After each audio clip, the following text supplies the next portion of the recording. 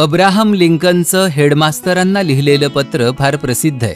या पत्राचा मराठी अनुवाद प्रसिद्ध कवी श्री वसंत बापट यांनी केलेला आहे. या पत्राचा आधार घेऊन अब्राहम लिंकन यांनी जर ग्रंथपाल यांना जर पत्र लिहिलं असतं तर कसं लिहिलं असतं ही कल्पना घेऊन श्रीयुत रणजित धर्मापुरीकर यांनी अब्राहम लिंकननं ग्रंथपाल यांना न लिहिलेलं पत्र तयार केलंय.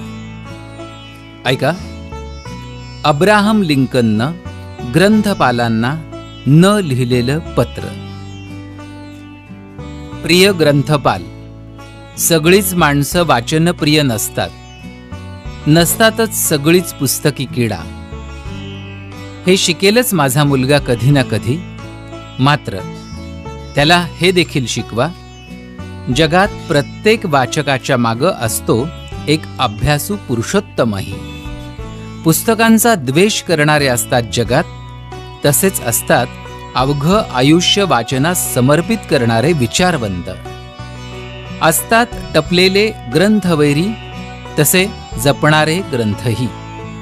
मला माहिती आहे सगळ्या गोष्टी झटपट नाही शिकवता येत.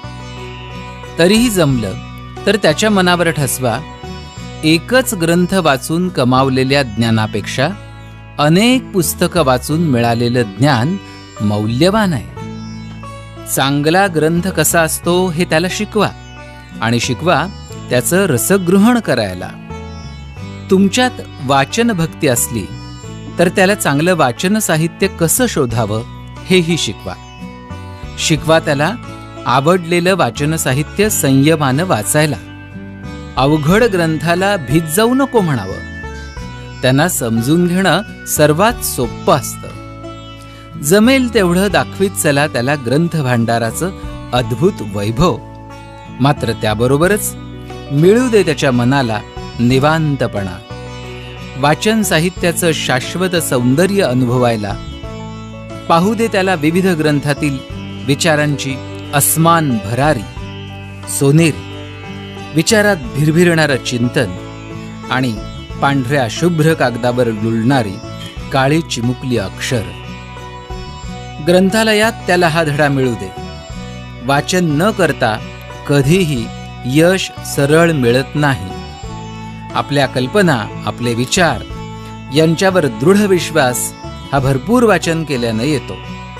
त्याला सांगा त्यानं चांगले ग्रंथ दुसऱ्यांना वाचावयास सांगायला आणि वाईट ग्रंथांपासून दूर राहायला.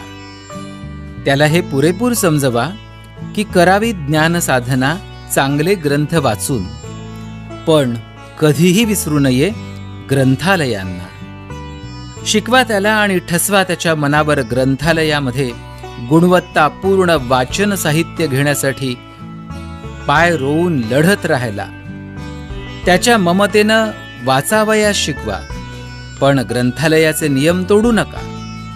आणि हेही त्याला सांगा, वाचावे सगळे साहित्य प्रकार, अगदी सर्व, पण गाळून घ्यावं ते सत्याच्या चाळणीतून आणि फोलपट टाकून निकसत्व तेवढं स्वीकारावं. कोणत्याही विषयाचं वाचन साहित्यपूर्ण वाचल्याशिवाय त्या विषयाची पकड मनात कणखर पोलादासारखी होत नसते.